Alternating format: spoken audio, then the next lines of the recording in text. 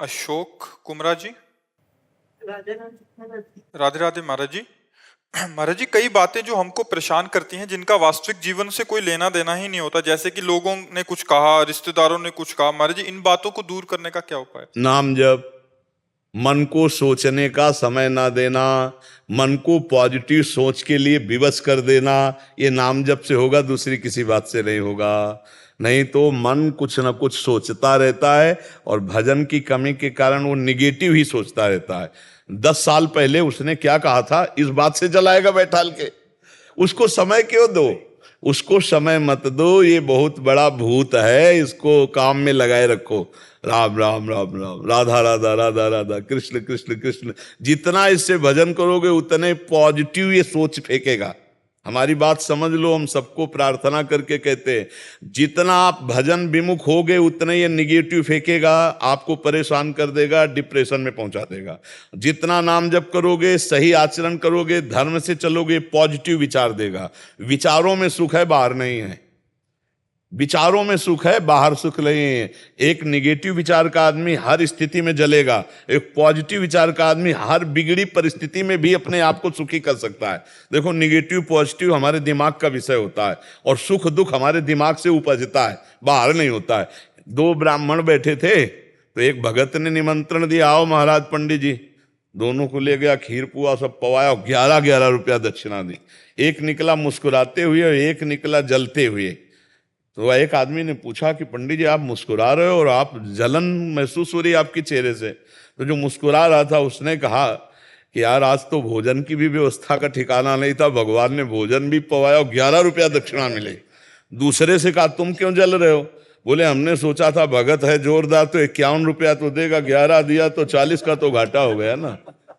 अब बताओ, उस जजमान का दोष क्या था? उसकी सोच है, वो निगेटिव सोच है। खीर खा के 11 रुपया पाके भी जल रहा है, और एक पॉजिटिव सोच है तो आनंदित हो रहा है। हमें लगता है अगर दिमाग सही हो जाए तो हम सुख दुख से ऊपर उठ जाएं, हम आनंद को प्राप्त हो लें। इसीलिए हमें लगता है कि नाम जप करो, खाली समय मत रहो, खूब नाम जप करो। अब तो वृद्धावस्था है, जितना अधिक जो नाम प्रिय हो, खूब नाम जप करो।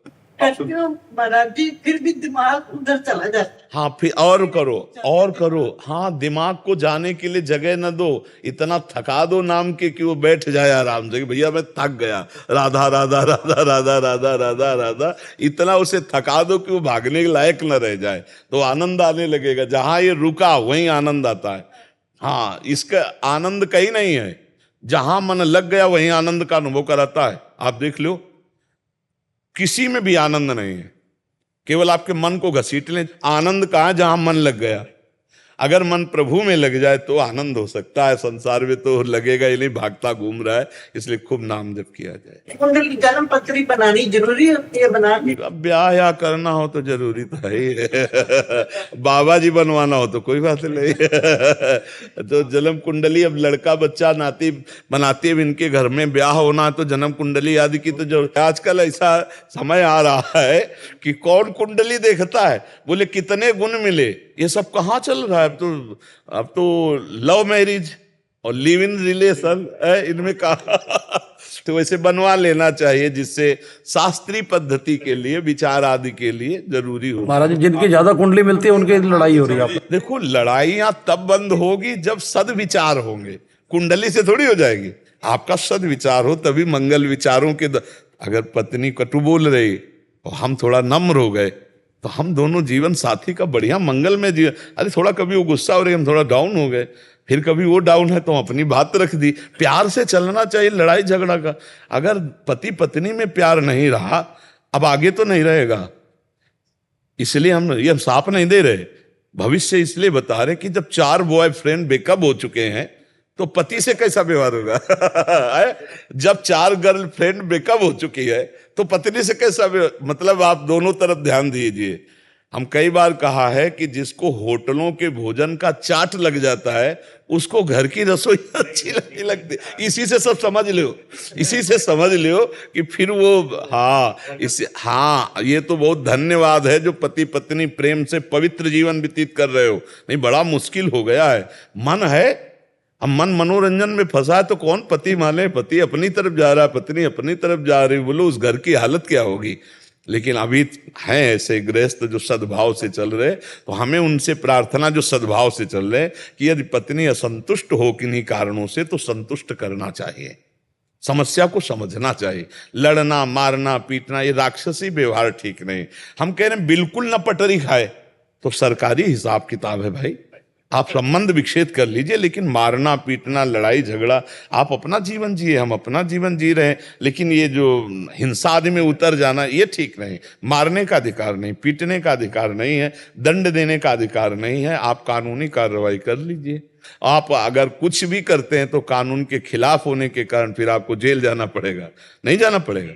हाँ, इसलिए बहुत सावधानी से चले, क्योंकि आजकल मतलब कानून बहुत जोर के बने, होश में रहना।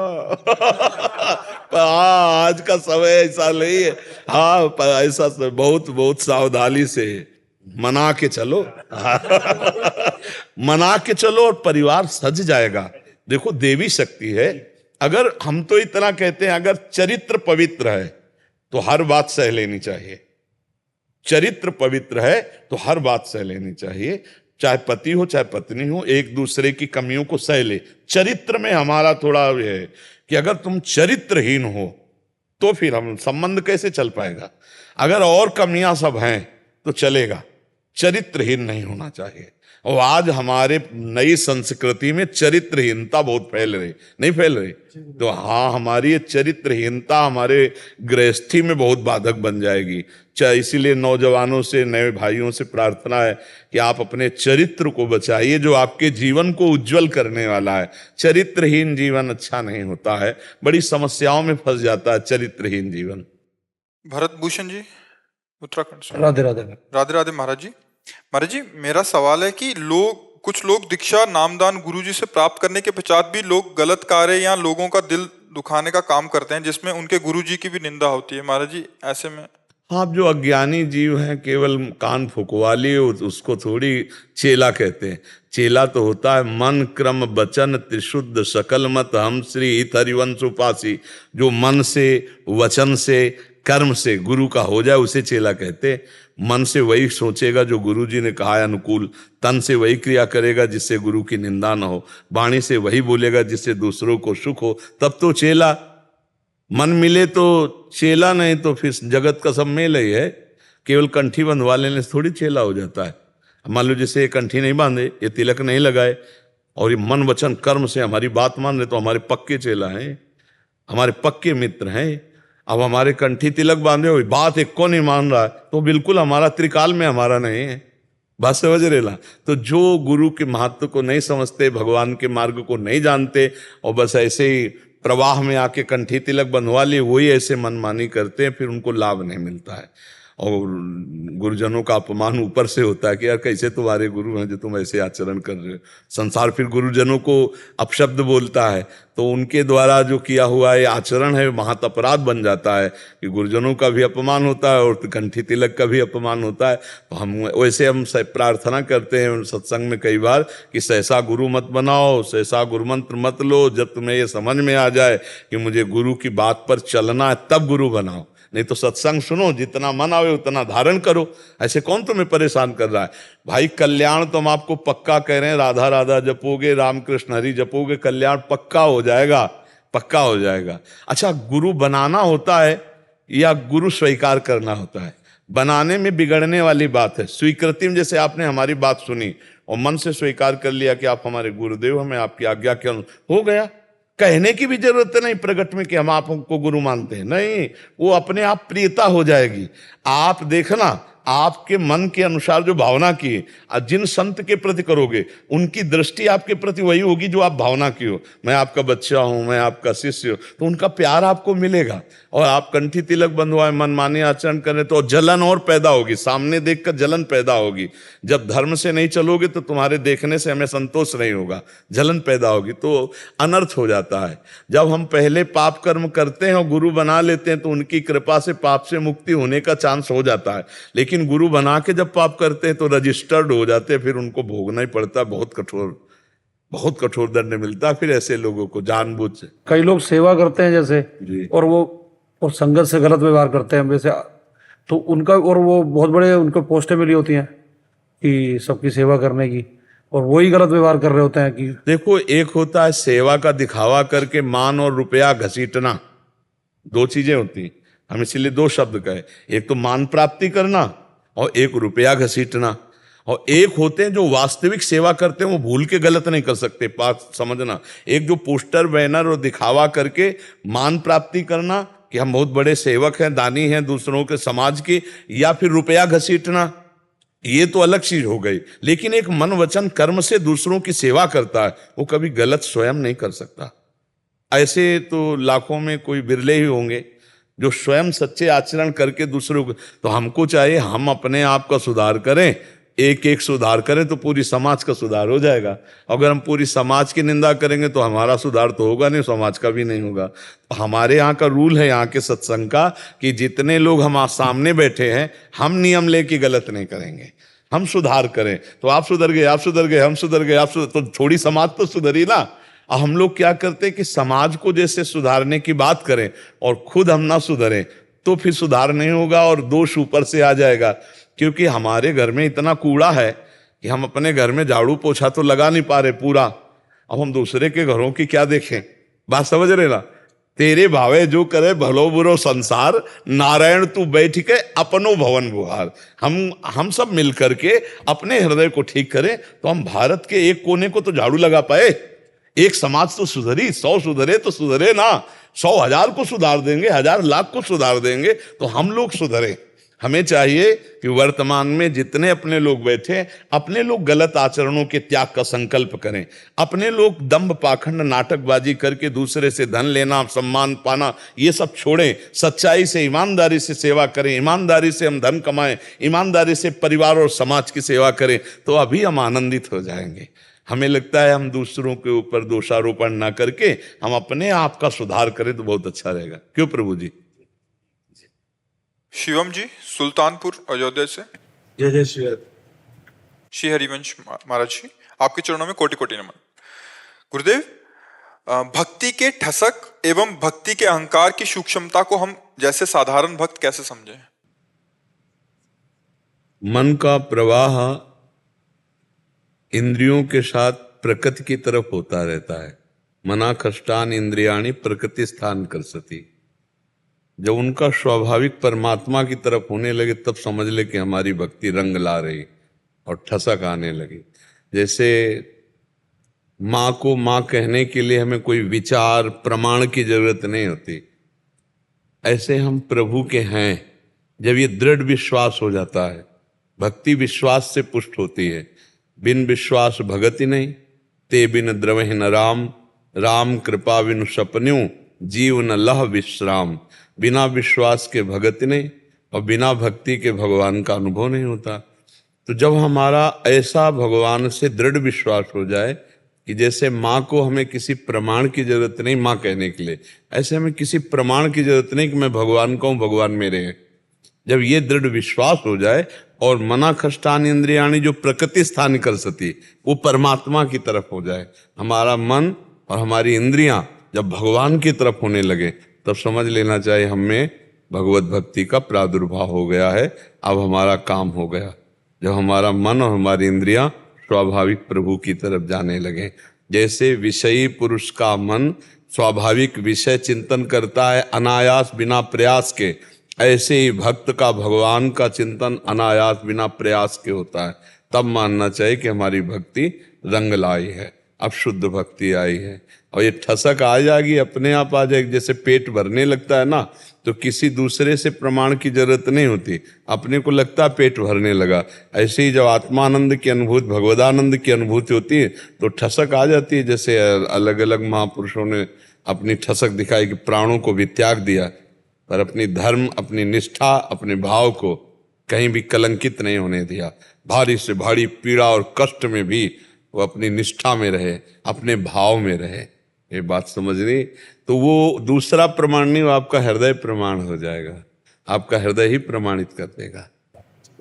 महाराज, उसके अहंकार से कैसे, जैसे कभी कभी आप कहते हैं कि अहंकार वो त्याज्य है जिसमें मैं के आगे कुछ भी लग जाता है।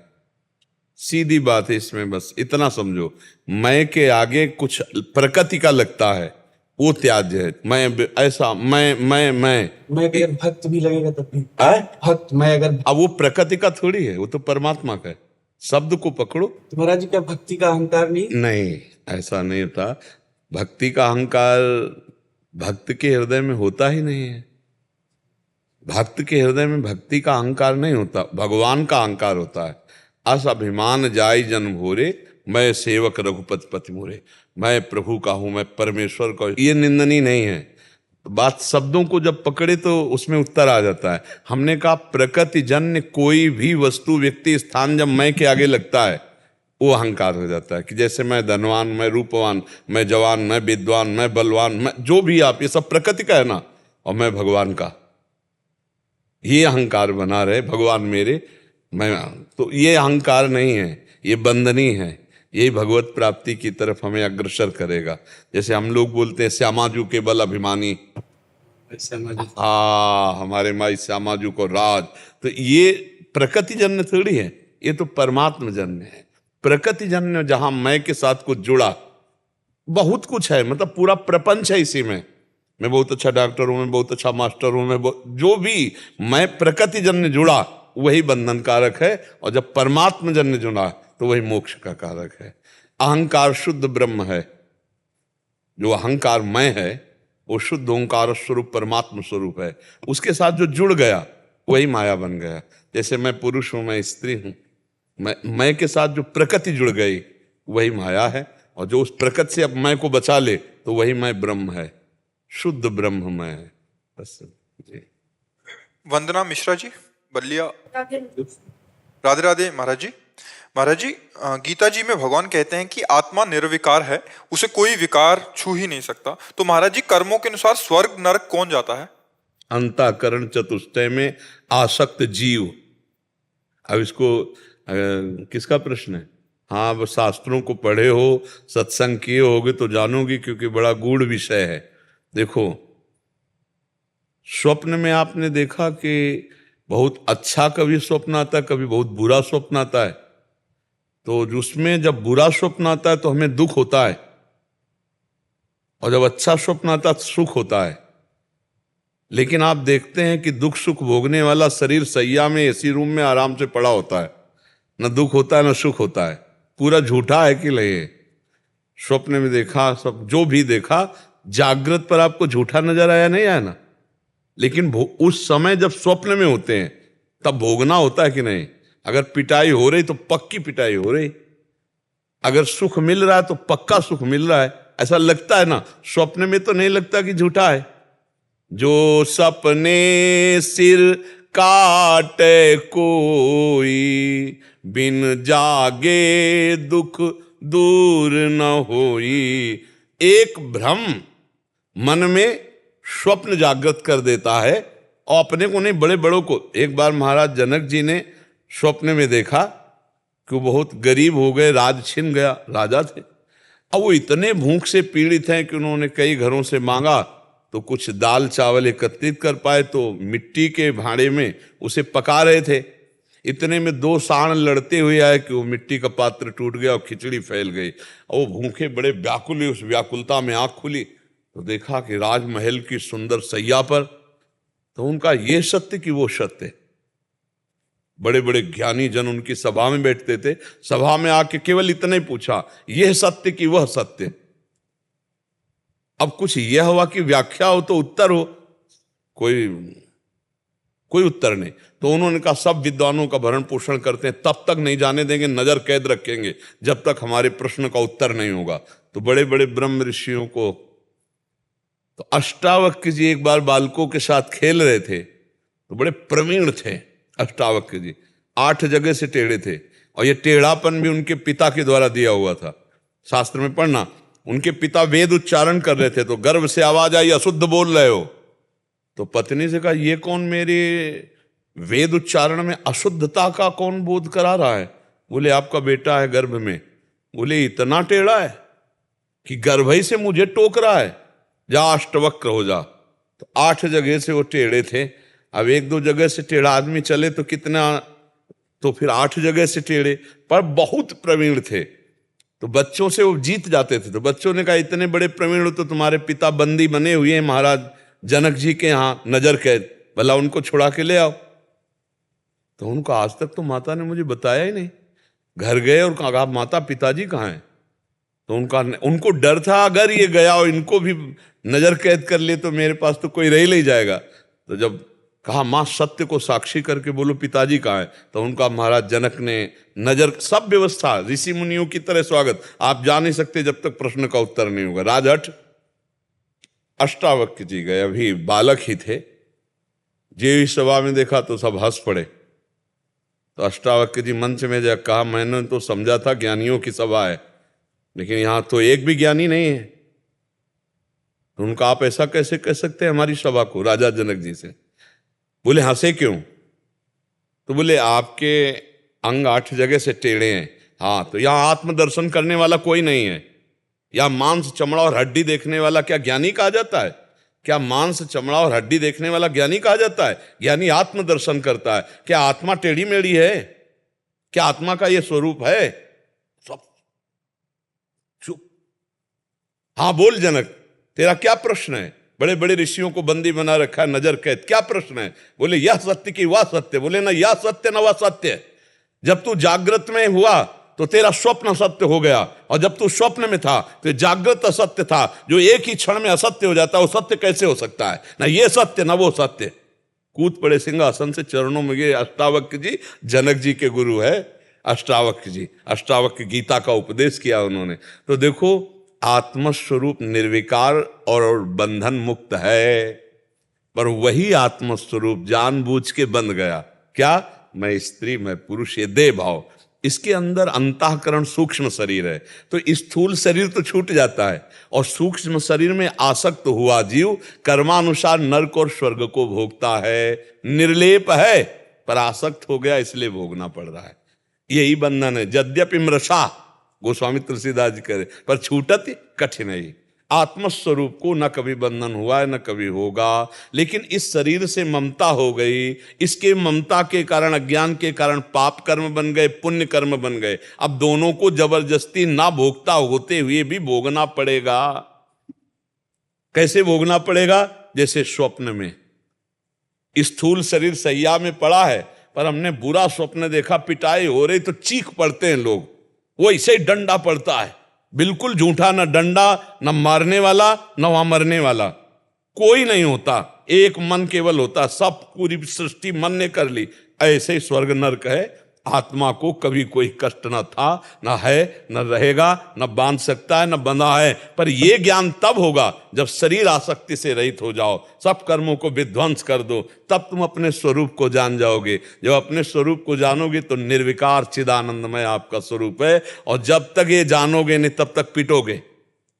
अब देखो, बात चाहे जितना करो, ईमानदारी से देखो तो आप अपने को स्त्री मान रहे हैं, आप अपने को पुरुष मान रहे ना, तो फिर आपको भोगना पड़ेगा।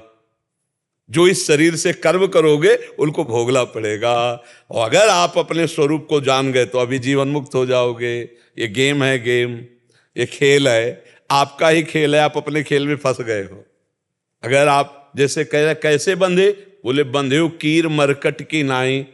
एक मटकी में छुहारे भर दिए गए, उसका मोहरा कमजोर कम। अब दोनों हाथ बंदर ने डाल दिए, छुहारे कस के पकड़ लिए। अब वो सोचता है कि मुझे किसी ने पकड़ लिया। अब वो घंटों कोशिश करता है छुड़ाने की, लेकिन छुहारा छोड़ने की कोशिश नहीं करता। अगर वो छुहारे छोड़ दे तो मुक्त है। ऐसे ही 5 ज्ञानेंद्रियों से भोगों में हम लिप्त है। हम समझते मुझे किसी ने पकड़ रखा है, अब मैं बंध गया, अब पिटना पड़ेगा। काल कर्म स्वभाव गुण घेरा, जो कर्म करोगे वो सब भोगने। 5 ज्ञानेंद्रिय मना कष्टाल इंद्रियाड़ी प्रकृति स्थाली कर सती। बंदे कीर मरकट की नहीं। तोता को जब पकड़ने वाले तो रस्सी ऐसे डाल दिए, उस पर दाना चिपका दिए गोंद से, और एक पोला जो पंखा ऐसे घुमाया जाता है ना, एक हाथ का पंखा देखा है, उसमें एक पोला डालते हैं तो वो पूरा राउंड मारता है, उस पोले को डाल दिया। तो जो ही तोता ऐसे बैठा दाना चुगने के लिए, तो पोला घूम गया, क्योंकि घूमता है वजन पड़ते। अब वो कस के पकड़ लिया कि अगर छोड़ दिया तो मर जाऊंगा, और अगर छोड़ दे तो उड़ जाए। बस ऐसे ही दो गोस्वामी तुलसीदास जी कह रहे, जड़ चेतन ही ग्रंथि पड़ी गई, यद्यपि मृषा छूटति कठिनई। इसी को छोड़ने के लिए अध्यात्म है कि तुम जाग जाओ। जैसे कोई स्वप्न में देख रहा है कि मैं समुद्र में डूब रहा हूं, अब बोलो क्या उपाय है? आसपास सैकड़ों तैराक जमा कर दो, नाव ले आओ, तो क्या वो जो स्वप्न में डूब रहा है उसे आप बचा सकते हो क्या? उसका एक उपाय, उसे जगा दो। जहां जगा तो ना एक बूंद पानी नहीं, वो डूब रहा था समुद्र में। वो अरे बस ऐसे ही, जे ही जाने जग जाए हेराई, जागे जथा स्वप्न भ्रम जाई। जैसे जागने पर स्वप्न का भ्रम नष्ट हो जाता है, ऐसे ब्रह्मबोध होने पर संसार नहीं है, एकमात्र परमात्मा ही परमात्मा है, दूसरा कोई नहीं। बच्चा बात समझ में आ रही? हाँ, नाम जप करो, शास्त्रों का स्वाध्याय करो, संतों का संग करो, चरित्र पवित्र रखो, तो फिर ये अध्यात्म की बातें समझ में आ जाएंगी। निशा सिंह जी लखनऊ से। ठीक है। महाराज जी आपके चरणों में कोटि कोटि प्रणाम। महाराज जी, शारीरिक अस्वस्थता है या आध्यात्मिक स्थिति, इसके लक्षण में भेद कैसे जाने? जैसे भूख ना लगना, कुछ अच्छा ना लगना, ये स्थिति है, या शारीरिक कमजोरी समझ में नहीं आना? डॉक्टर पूछते हैं तो बता दिए लक्षण, फिर बाद में कई बार मन में आता है कि ये स्थिति लक्षण कहीं भक्ति के तो नहीं थे? भक्ति के जब लक्षण होते हैं ना, तो आनंद की अनुभूति होती है, उसमें कोई किसी से पूछना थोड़ी पड़ता है कि भक्ति के लक्षण है। प्रेम, अपने प्रियतम के प्रेमोन्माद में न धूप, न भूख, न कष्ट, न नाना प्रकार के रोगों की पीड़ा, कुछ तो अपने आप समझ में आता ना। सामने मानस पटल पर प्रभु है, प्रभु का आनंद है, तो उसी आनंद की उम्र। अब कोई पूछ रहा है कि क्या स्थिति है, तो शरीर की स्थिति को भांप भी नहीं पाता। तो अपने को पता है कि अपनी भक्ति के रंग में है, तो ऐसे थोड़ी होता कि हमें पता नहीं कि ये सांसारिक रोग है कि ये भक्ति का रोग। क्योंकि जब श्री जी का चिंतन होगा तब वो एक मुख प्रसन्न तन तेज विराज, एक अद्भुत आओ। जब किसी का चिंतन होगा निगेटिव तो अलग चिंतन होता है। तो ऐसे अपने को पता है कि रोग का कष्ट है या भगवदानंद की पीड़ा है। भगवदानंद में भी पीड़ा है। जो मीरा जी कहती, जो मैं ऐसा जानती प्रीति किए दुख होए, नगर ढिंडोरा पीटती अजी प्रीति ल करियो कोई। तो जो भागवती की स्थिति होती है वो खुद आपको पता होगी, क्योंकि जाने मोरी छाती, मीरा जी कहती मेरा हृदय जानता है। तो उसके लिए किसी से प्रमाण की जरूरत थोड़ी है। क्यों? भागवती की स्थिति में किसी से प्रमाण की थोड़ी जरूरत। और देखो, भागवती स्थिति में बताएं, तन चाहे जितना कमजोर हो जाए, लेकिन उसका अध्यात्म बल बहुत पुष्ट होता है, उसे कोई रोग नहीं होता। जैसे मीरा जी के वैद्य बुलाए जाते हैं, 6-6 दिन मीरा जी न भोजन करती न पानी पीती, शरीर पीला हो रहा है। वो खुद अपने पदों में लिखा है कि पान जैसा पीला शरीर हो रहा है। घर के लोग समझते हैं रोग हो गया, पिंड रोग, और आके वैद्य देखते हैं तो वैद्य से कहती कि तुम्हारी सामर्थ्य नहीं कि तुम हमारी नाड़ी पकड़ सको, हमारी नाड़ी पकड़ने के लिए वैद्य संवलिया होए। जब स्वयं ठाकुर जी आवे पकड़े तो समझ पाएंगे कि प्रेम रोग है। तू बाहरी वैद्य शरीर का क्या जान पाएगा। और पीला शरीर हो जाता है, कई कई दिन भोजन। तो अपने को पता है, मीरा जी को पता है ना कि मेरे को क्या है। ये तो किसी वैद्य से प्रमाण लेने की दूसरे से जरूरत थोड़ी है। जब हमें भगवदानंद की अनुभूति होती है और उसके बल पर खान पान विश्राम ये सब फीका लगने लगता है, तो हमें पता है ना किस आनंद के बल से। जब भगवान के प्रति प्रेम बढ़ता है तो नहीं खान पान ते भावे है, नहीं कोमल वसन सुहावे है, सब विषय लगे ते खारा है, हरि आशिक का मग न्यारा है। जो हरि से प्यार करते हैं वो अलग होते हैं, उनके लिए प्राण देह भोग सामग्री लोक लोकांतर कोई महत्व नहीं रखता है। तो ये बात अपने को देखते रहना है कि शरीर अस्वस्थता है या भगवद स्थिति है, वो अपने हो, दूसरा प्रमाण थोड़ी। आज तक कोई थर्मामीटर बना है क्या? ऐसा प्रकृति में वैज्ञानिक ने कोई थर्मामीटर बनाया कि ये देखो प्राकृतिक दुख है, ये भगवदानंद है? आज तक कोई नहीं बना सका, क्योंकि भगवदानंद अनुभूति का विषय है, किसी यंत्र से प्रमाणित नहीं किया जा सकता। मन को आज तक कोई एक्सरा पकड़ पाया है? एक्सरा, अल्ट्रासाउंड, सिटी स्कैन, कोई यंत्र है देश विदेश कहीं जो मन को कि देखो ये मन? ऐसा नहीं। स्थूल शरीर के ढांचे को आप जान सकते हो, सूक्ष्म शरीर को अध्यात्म के द्वारा। जहां से विज्ञान खत्म होता है वहां से अध्यात्म प्रारंभ होता है। एक वो आए थे अपने भारत के बड़े वैज्ञानिक, इसरो से साइंटिस्ट। हाँ, तब उन्होंने कहा था कि हम भी एक संत हैं। उनका हम भी एक संत हैं जो रात दिन एकाग्र होकर सर्च करते हैं, पर हमारी पढ़ाई जहाँ से खत्म होती है वहां से आपकी शुरू होती है। उन्होंने कहा कि हम भी एक है, लेकिन हमारी पढ़ाई जहाँ से खत्म होती है वहां से आपकी शुरू होती है, क्योंकि सूक्ष्मता ही परमात्मा प्राप्ति के लिए स्थूलता का त्याग, और स्थूल की ही सारी वैज्ञानिकता है, सूक्ष्म की थोड़ी है। और सूक्ष्म से भी परे कारण, कारण से भी परे आत्मस्वरूप, इसका बोध होता है संत महापुरुषों का, जो आत्मस्वरूप, वो तो स्थूल सूक्ष्म कारण तीनों से परे है। महाराज जी, जैसे यहाँ पे जितने लोग बैठे हैं सबके लिए सुख अलग है, दुख अलग है, तो असली सुख और दुख को कैसे पहचाने कि सुख क्या है और दुख क्या है? सबकी अलग परिभाषा। हाँ, सब अपनी अपनी अनुकूलता और प्रतिकूलता को समझते हैं, लेकिन सुख वो है जिसके प्राप्त होने के बाद कुछ पाना बाकी नहीं रहता। जैसे केवट को मिला, जब भगवान के चरण पखार रहा है ना केवट, तो अति आनंद उमगी अनुरागा, शब्दों को देखिए, अति आनंद उमगी अनुरागा, चरण सरोज पखारन लागा। इसके बाद भगवान उसको सिया जी की स्वर्ण मुद्रिका देते हैं। तो क्या कह रहा है? अब कछुनाथ ना चाही मोरे, दीन दयाल अनुग्रह तोरे, बहुत काल में कीन मंजूरी, आज दीन सब विधि भल पूरी। बहुत जन्म हो गए भटकते भटकते, मंजूरी करते, मालिक आज आपके चरण आ रहे। ये सुख है। भगवदानंद जब मिलता है तब तृप्त हो जाता है, कोई चाह नहीं रह जाती। अपनी अपनी मन की मान्यता के अनुसार सुख दुख इसी संसार में चयन किए जाते हैं, लेकिन जिनको तुम सुख समझ रहे हो, आज तक कोई सुखी हुआ हो, अभी तक कोई सुखी हो तो बता देना, तुम्हें देखने को मिलता है। इसलिए भाई, सुख दुख की परिभाषा ये जो मानी हुई है, ये दुख ही है। जिसे तुम सुख समझते हो, ये सुख नहीं, सुख की छाया है, समझ पड़ती नहीं है, मेरे गिरधर की माया है। सुख तो भगवान में है, सुख तो सच्चिदानंद भगवान में है। और खाली आदमी रहे तो भी नाम जपते रहो, और क्या, कहीं भी रहो चाहे। ठाड़े बैठे परे उताना, कबीर का हम राय ठिकाना। खड़े हैं, बैठे हैं, अपवित्र हैं या पवित्र हैं, कैसे भी हैं, नाम हर समय जपते रहो, नाम न छोड़ो, चाहे शौचालय में क्यों ना बैठे हो। अगर वहीं दिल फेल हो गया तो ये तो मृत्यु ये थोड़ी सोचेगी कि सोच लो, नहा धो लो, फिर हम तुम्हें आ रहे। मृत्यु का तो ऐसा खेल है कि आर्डर हुआ, सामने भोजन आया और ऐसे किया और ऐसे नहीं कर पाए, गए। तो इसलिए हर समय राधा राधा राधा, उठते बैठते चलते फिरते खाते पीते हर समय राधा राधा। सुरेंद्र कुमार जी,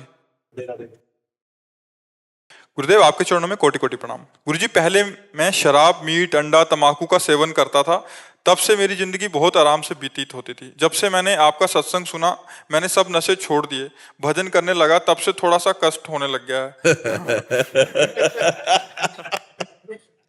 आप ये तो देखो, जब कपड़ा गंदा हो जाता है और उसकी जब धुलाई होती है तो थोड़ा तो चोट सहनी पड़ेगी। अब जन्म जन्मांतरों से हमारा हृदय गंदा रहा, अब जब हम भजन में चल रहे हैं सत्य मार्ग में, तो अब धुलाई हो रही।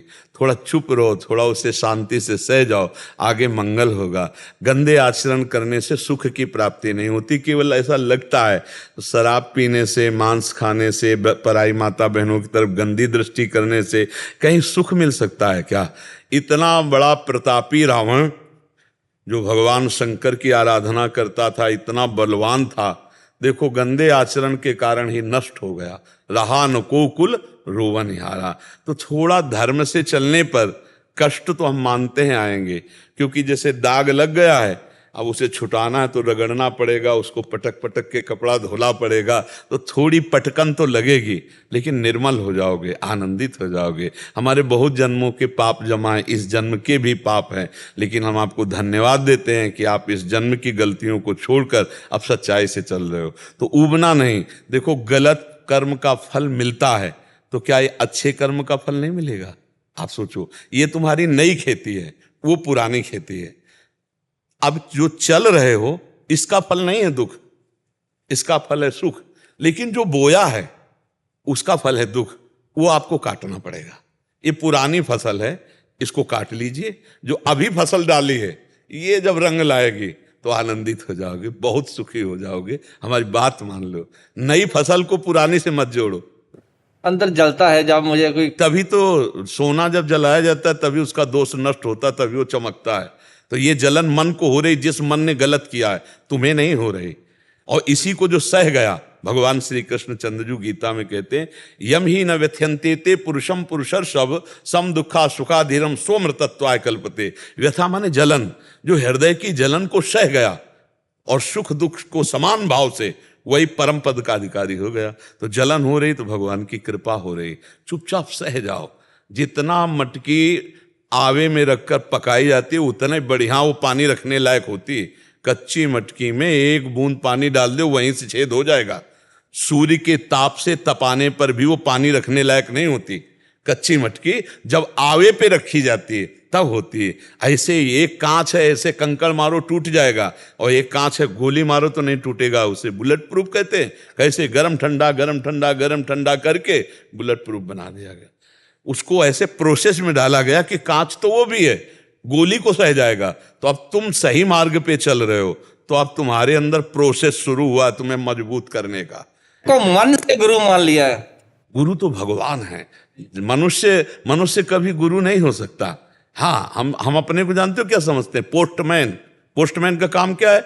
मालिक की वस्तु आप तक पहुंचा दे, आपकी बात मालिक तक पहुंचे। सरकारी आप भगवान की बात आपको बता दी और आपकी बात भगवान को बता दी कि जीव है, करुणा करो। हम पोस्टमैन का काम, और हमको मिलती भगवान की कृपा, भगवान की भक्ति, भगवान का दुलार। जैसे आप 50 लोग भगवान नाम कीर्तन कर रहे हो तो हमारे हृदय में बड़ी शीतलता। आप जो भजन करते हो ना, उससे हमको भी आनंद मिलता है। जैसे आप गलत रास्ते में चल रहे तो देख के हमारे जलन होगी, यार मेरा भारतवासी, मेरे धर्म में चलने वाला एक कैसे गलत आचरण। और जब आप जैसे सब छोड़े तो हमने कहा नहीं धन्यवाद आपको।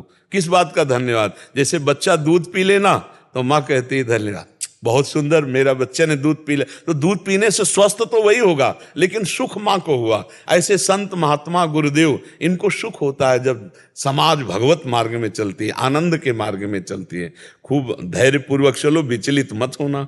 आदित्य भारद्वाज जी, राधे राधे महाराज जी। महाराज जी, जीवन में तनाव होने का मूल कारण क्या है? उसे पहचानना कैसे? अज्ञान, भ्रम। उसी अज्ञान भ्रम से हमारे अंदर कामनाएं उत्पन्न होती हैं, और जब कामनाओं की पूर्ति नहीं होती तो हमारे अंदर असंतुष्टता आती है। हमारे कामा संजायते क्रोधा, हमारी बुद्धि मलिन होने लगती है। कामनाओं की पूर्ति में भी लोभ जागृत होता है और भोगने की इच्छा जागृत होती है। कामना की पूर्ति में बाधा पड़ने पर क्रोध जागृत होता है। क्रोध हमारी स्मृति को छीनता है। स्मृति में मूढ़ता आती है, बुद्धि नष्ट हो जाती है। बस वो तनाव, जिसे डिप्रेशन कहते हैं ना, तो डिप्रेशन होना शुरू हो जाता है। विषयों का जो चिंतन है यही नाश की जड़ है। और अज्ञान के कारण हमको ऐसा लगता है कि यदि हमें मनमानी विषय भोगने को मिल जाए तो सुखी हो जाए। देखो, हमें जो धन प्रिय है ना, वो धन नहीं प्रिय है, धन से विषय मिलते हैं इसलिए प्रिय है। अगर रुपया प्रिय हो तो उसकी कोई खास बात है। रुपया प्रिय नहीं है, रुपया से सामग्री मिलती है, हम जो चाहे वो भोग सकते हैं, जहां चाहे जा सकते हैं। रुपये का प्रयोग प्रिय है, इसलिए रुपये की मान्यता है। अब वो प्रयोग क्यों प्रिय है? क्योंकि मन और इंद्रियां उसे अच्छा मानती हैं कि ये भोग लूं, ये देख लूं, ये छू लूं। तो मन और इंद्रियां जिनके पास ये सब भोग हैं, उनके क्यों नहीं तृप्त हो गए? मान लो अपने पास तो है नहीं, लेकिन वो चीज किसी के पास है, वो क्यों नहीं तृप्त हो गया? तो इसका मतलब है कि हमको ड्रामे में फंसाया गया, अज्ञान में फंसाया जा रहा है। बार बार भोगो, बार बार देखो। इस संसार का सबसे बड़ा सुख कहाँ निहित किया गया है? निहित माने स्थापित किया गया है। आप दिमाग में अपने ढूंढो, दिमाग में ढूंढ के जब आओगे तो इंद्रिय भोग केवल सबसे बड़ा सुख है। आप देख लो, सब अपने दिमाग में देखो। मैं पढ़ लिख करके अच्छा नौकरी करूं या व्यापार करूं, खूब धन कमाऊं, धन कमाकर मकान बनाऊं और सुंदर ब्याह करूं, खूब खाने पीने की सामग्री हो, बढ़िया हमारे पास मित्र हो, जो हमारी अर्धांगिनी हो, मन मानी जो मैं चाहूं वैसा भोगूं। लेकिन ये सब है किसी के पास जैसा तुम सोच रहे हो, इससे भी अच्छा है किसी के पास, लेकिन वो भी तृप्त नहीं है। विडंबना है कि जिस शरीर को देखकर तुम चाहते हो ऐसा हो तो मैं सुखी हो जाऊं, उसी को कोई भोग रहा है और वो उधर से निरपेक्ष वो किसी तीसरे की तरफ देख रहा है, और वो तीसरा जिसके ऊपर वो चौथे की तरफ देख रहा है। ये है क्या? बड़ा सूक्ष्म विषय है। अगर इसको देखा जाए तो ये है क्या? बोले अज्ञान। ये सबका मूल जड़ अज्ञान है, जिसमें हम फंस रहे हैं, जिसमें हमारे को अब निकलना होगा। वो निकलने के लिए अध्यात्म है, अध्यात्म ही निकाल सकता है, अन्यथा बहुत बुरी तरह से अपने लोग दलदल में फंस गए। दलदल में नहीं, मन डरता है। अगर छोड़ने की बात सोच लो तो मन भयभीत हो जाता है, ऐसा लगता है फिर संसार में रह क्या गया। अब देखो, हम लोग जो बात जानते हैं वो तुम्हारे मन से मन मिला के जानते हैं। जैसे थोड़ी देर के लिए हमने आपसे मन मिला दिया, अब आपके मन में जो चल रहा है वो हमारे, तो तुम्हें लगेगा ये तो मेरे मन की बात बता रहे, वो सारी सृष्टि के मन की बात है।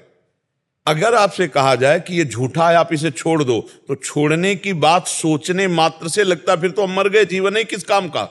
इसी में पूरा जीवन निकल जाता है और उसे विश्राम नहीं मिल पाता। हम कह रहे हैं भोगो, लेकिन धर्म पूर्वक भोगो। धर्म, उसे एक सीमा में बांध दिया गया है। धर्म एक सीमा में बांध देता है, तुम्हें ये खाना है, तुम्हें ये पीना है, तुम्हारी पत्नी है, तुम्हारा ऐसा, तुम्हारा, बस इस सीमा में रहो, नाम जप करो और धर्म को भोगो तो निकल जाओगे, फंसोगे नहीं।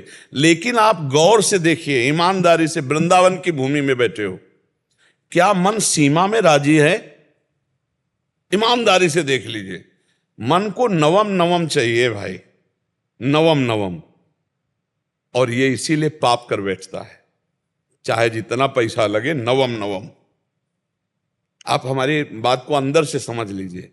अब इसी अज्ञान की धरा से हमारी दुर्गति होती चली गई, और नवम नवम असली में है तो भगवान है, जिनकी नयो नेह नव रंग नयो रस, नवल श्याम वृषभानु किशोरी, नव पीतांबर नवल चूनरी, नई नई बूंदन भींजत गोरी, नव वृंदावन हरित मनोहर, नव चातक वो, सब नवीन, सब नवीन।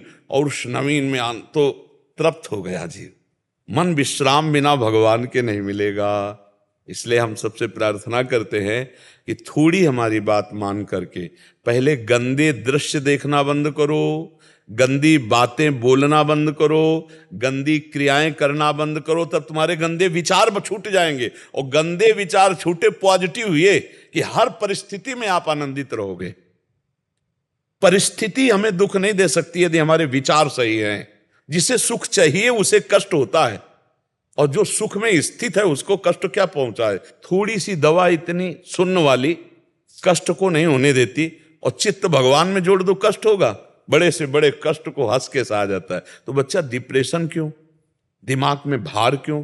क्योंकि वो अहंकारी अज्ञानी जीव भगवान से परिचय नहीं प्राप्त किया, अध्यात्म को नहीं जाना, इसलिए दुखी हो रहे। नहीं बोलो चिंतन की क्या परेशानी है, तुम्हारा दिमाग स्वस्थ हो, शरीर स्वस्थ हो तो कोई फर्क नहीं। भगवान का भरोसा, अध्यात्म बल जब तक जागृत नहीं होगा तब तक विश्राम नहीं मिलना किसी को। क्यों चिंता करते हो? अगर आप चिंतन करने लगो, नाम जप करने लगो, सत्शास्त्रों का स्वाध्याय करो, माता पिता बड़े बूढ़ों की सेवा करो, समाज को सुख पहुंचाओ, अभी आप प्रसन्न होने लगोगे। अब इतना सोच सोच कर अपने सुख के विषय में, हम आज सत्संग में कहते सबसे ज्यादा जीव परेशान है ओवर थिंकिंग। परेशानी सबसे ज्यादा है, सामने भोजन रखा है, खाकर उसका आनंद नहीं ले रहा, परसों क्या होगा, कल क्या होगा, आज जो अभी इसका स्वाद तो ले, इसका तो वो तो गया है, वो तो परसों के लिए वो परेशान है, ओवर थिंकिंग में परेशान है। हम कह रहे हैं जिसने आज संवारा है वो कल भी संवारेगा, वो परसों, पर उससे तुम्हारा अपनापन नहीं, परिचय नहीं, इसीलिए तुम परेशान हो रहे हो।